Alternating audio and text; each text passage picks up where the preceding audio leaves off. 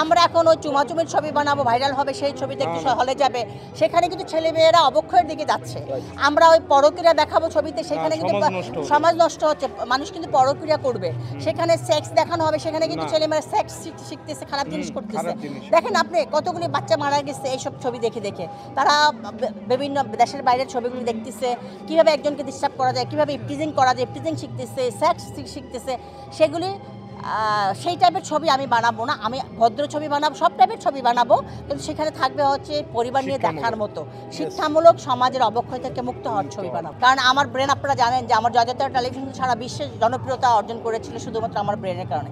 এই আমার ব্রেনটাকে মেরে ফেলার জন্য ষড়যন্ত্রকারীরা ষড়যন্ত্র করেছিল। আমি চাই সেই ব্রেনটাকে আবার এখানে কাজে লাগাতে।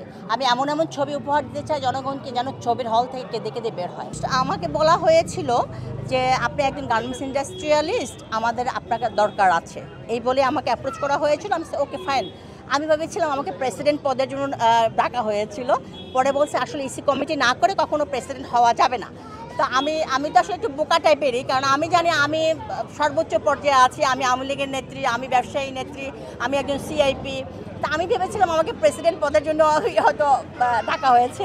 সো বললো যে না, ইসি কমিটিতে। আমি কোনো প্রবলেম নেই, যেই কমিটিতে হোক, আমি সেই কমিটিটা যদি ওভারকাম করে আসতে পারি, হয়তো আমার ভবিষ্যতে আমার জন্য বড় পদ রাখা হবে। কারণ আমাকে অনেকে বলছে কোনো দেশের রাষ্ট্রপতি কি কোনো মেম্বার হবে, আপনি তো সিআইপি, আপনি কেন ইসি কমিটিতে গেলেন? মানে আমাকে অনেকে অনেক রকম প্রশ্ন করে যে আপনি তো আকাশ থেকে কাঁদাতে নেমে গেলেন। সো আমি মনে করি এই সেক্টরটা অনেক বড় একটা সেক্টর। আমি এই শিল্পী সমিতিতে ইসি কমিটির জন্যই আমি অনেক বড় একটা পদ দিবে আমার জন্য। আমি এখানে কাজ করতে পারলে তখন আমাকে হয়তো সম্পাদক পদ বা বিভিন্ন পদে দেওয়া হবে। আসলে আমি তো এখানে ইলেকশন করতেছি নতুন, আমি অনেক ছবিতে অভিনয় করেছি। আমি দখল নামের একটা ছবি আপনাদের সামনে ডিক্লেয়ার দিচ্ছি, আমি দখল নামের ছবিটাকে স্টার্ট করব এবং 6টা ছবির স্ক্রিপ্ট লিখতে দিয়েছি, সেই ছবিগুলো আপনারা খুব শীঘ্রই দেখতে পাবেন।